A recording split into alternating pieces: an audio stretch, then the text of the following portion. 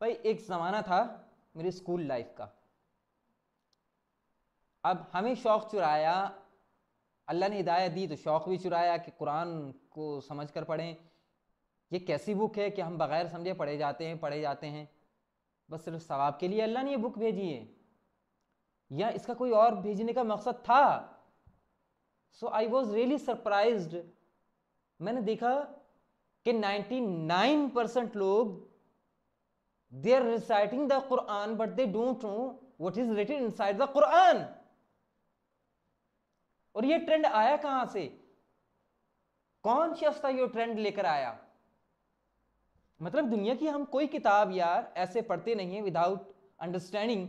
Even chemistry, physics, English, astrophysics, psychology, सब subjects को हम समझकर पढ़ते हैं। लेकिन पूरी सोसाइटी कुरान को विदाउट अंडरस्टैंडिंग क्यों पढ़े जा रही है? इवन कितने ही मौलवीज वो कुरान से इग्नोरेंट, उन्हें भी कुरान का वो नहीं पता था। होंगे कोई 100 में से जस्ट 10% मौलवी जो कुरान की थोड़ी एक्सपर्टीज रखते हैं, वरना वो टिपिकल और कल्चरल वे में कुरान को पढ़ने का स्टाइल तो सबका।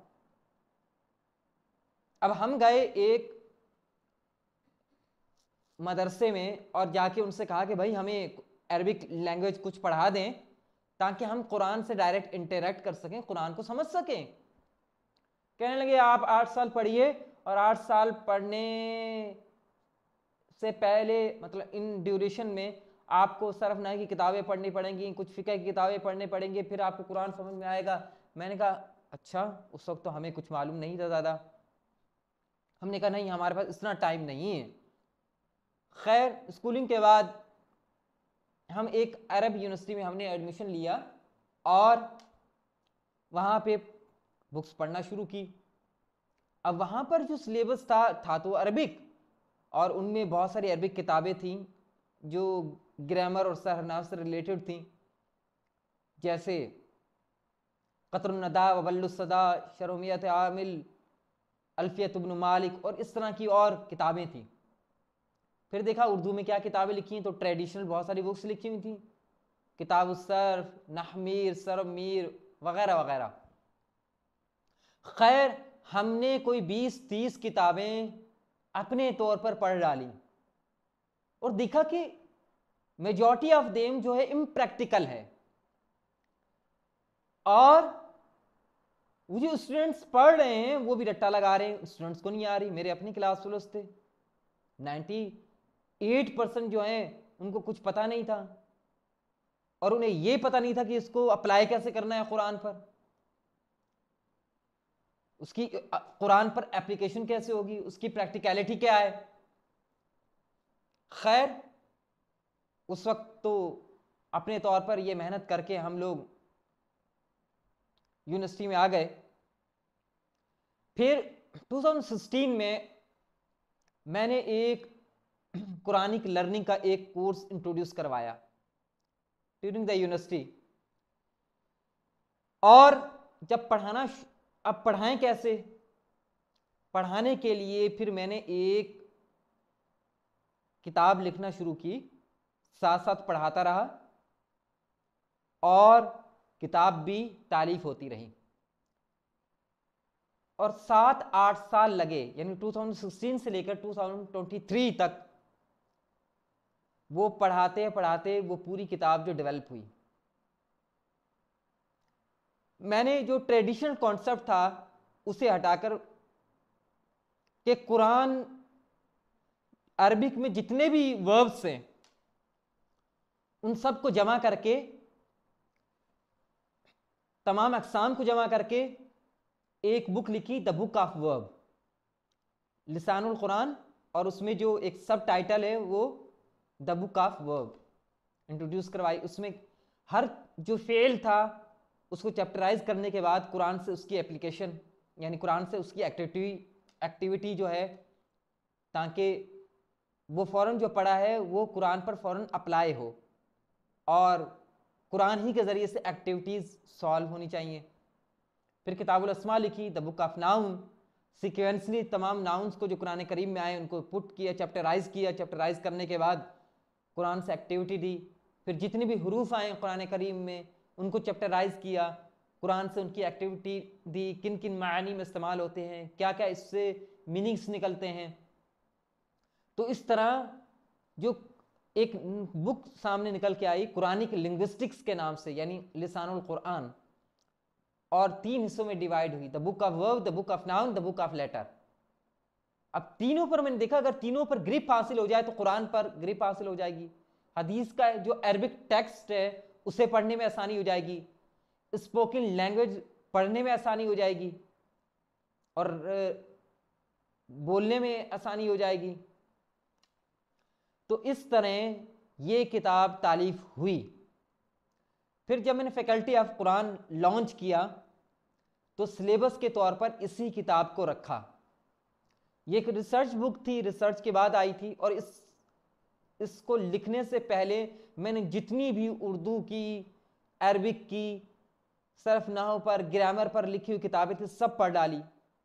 मुख्तलिफ स्टाइल में लिखी हुई थी, ठीक है, वो अपने अपने लिहाज से जो जिन लोगों ने भी लिखी अल्लाह उन्हें जज़ाए खैर दे, जिस ज़माने में भी लिखी उस ज़माने के लिहाज से हो सकता है वो बेहतर हो, लेकिन वो ऐसे ही था कि आप भूसा है, भूसे में से चंद गंदम के दाने ढूंढे,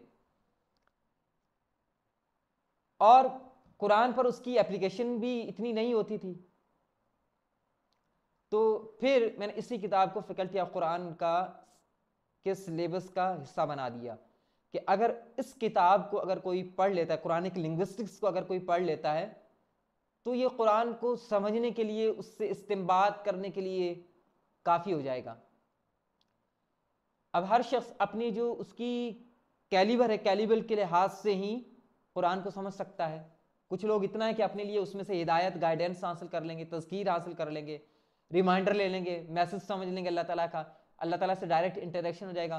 कुछ होंगे इसमें से अहकामात इस्तिंबात करेंगे, अहकामात डिराइव करेंगे, उसूल डिराइव करेंगे इसमें से, क्योंकि कुरान के मुख्तलिफ डायमेंशंस हैं और हर डायमेंशन ने ये हमें गाइडलाइन देती है, क्योंकि अल्लाह की किताब है। अल्लाह ताला ने इसे क़यामत के दिन तक के लिए रखना था, और क़यामत के दिन तक कोई और बुक नहीं आने वाली थी जो इंसानियत के लिए, ह्यूमैनिटी के लिए गाइडलाइन हो। इसलिए अल्लाह ताला ने इसका ऐसा ही स्ट्रक्चर रखा कि क़यामत तक के लोगों के लिए, इंसानियत के लिए फीजिबल है, हर दौर में, हर इरा में। द पॉइंट इज दैट कि हम इसमें मास्टर करें, इसको समझें और इस पर अमल करें, प्रैक्टिकल लाइफ में इसको लाएं, तो it will be the most easiest book. और अल्लाह भी तो कहते हैं कि इसे हमने पढ़ने वालों के लिए, नसीहत हासिल करने वालों के लिए, इसमें से गाइडेंस लेने वालों के लिए आसान कर दिया। बस डिपेंड ऑन कि हमारा इसमें इंटरेस्ट कितना है, या हमारा ईमान या हमारी इंटेलेक्चुअलिटी हमें कितना बूस्ट करती है कि हम इस कुरान से अख्ज़ करें। ठीक है, कुरान एक समंदर है, एटलीस्ट हम इसमें जाकर डाइव तो करें। फिर कोई जो है डायमंड्स लेकर आ जाएगा, कोई सीपियां लेकर आएगा, कोई फिशेस लेकर आ जाएगा, कुछ ना कुछ लेकर आएगा अंदर। देयर इज समथिंग, खजाने हैं, बहुत खजाने हैं। जिंदगी में गाइडेंस के हवाले से भी, इंटेलेक्चुअलिटी के एतबार से भी, विजडम के एतबार से इसके बहुत डायमेंशन है। और जरा बस कल्चरल वे से हटकर जरा हम इसको डिफरेंट स्टाइल में, डिफरेंट डायमेंशन में जरा इसको एक्सप्लोर करें, तो हमें वो सब नजर आएगा जो हमारी प्रैक्टिकल लाइफ के लिए, हमारे बहुत सारे प्रॉब्लम्स और इश्यूज को सोल्यूशन है। क्योंकि ये क्रिएटर की बुक है ना, ये किसी मुल्ला जी या किसी सूफी जी के वर्ड्स तो है नहीं है, किसी स्कॉलर के वर्ड्स तो है नहीं है, ये अल्लाह का कलाम है, अल्लाह के वर्ड्स हैं। सो ओबियसली इनकी जो वैल्यूज है वो बियॉन्ड लिमिटेशन है, बियॉन्ड इमेजिनेशन है। ठीक है, सो मैं चाहता हूं कि ऑनलाइन पढ़ा तो रहा हूं, लेकिन इसकी एक रिकॉर्डिंग होनी चाहिए।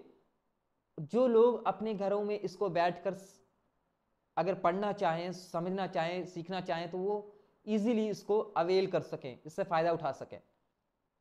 अच्छा, इसके पढ़ने का एक फ़ायदा ये होगा कि टाइम कंज्यूम नहीं होगा। मसलन ऐसा होता है कि जो हम ट्रेडिशनल बुक्स पढ़ते हैं, 100% में से जो परसेंट है वो हमारे लिए होता है वैल्यूएबल, बाकी जो है वो हमारे लिए वैल्यूएबल है ही नहीं, उसमें टाइम वेस्टेज है, टाइम कंज्यूमिंग है, नथिंग एल्स, प्रैक्टिकल कुछ नहीं है। ठीक है, तो इस किताब को और इस कोर्स को पढ़ने के बाद, सबसे पहले तो हमारा टाइम बच जाएगा। सेकेंडली, हमें इसके बाद कोई और सिर्फ ना हो कि किताबें पढ़ने की जरूरत नहीं है, इट विल बी इनफ। इसमें तमाम चैप्टर जो हैं वो डाल दिए गए हैं सीक्वेंसली, जो वाकई हमें जरूरत है। सेकेंडली, ये कॉम्प्लिकेटेड है नहीं, टू द पॉइंट लिखी गई है और डायरेक्ट कुरान से एक्टिविटीज दी गई हैं इस कोर्स में। थर्डली, कि ये हर तरह के लोग पढ़ सकते हैं, यूनिवर्सिटी के लोग पढ़ सकते हैं, स्कूल के स्टूडेंट्स पढ़ सकते हैं, मदारिस के तुलबा भी पढ़ सकते हैं, सारे ही इससे बेनिफिट हासिल कर सकते हैं। तो आइए इसे पढ़ते हैं।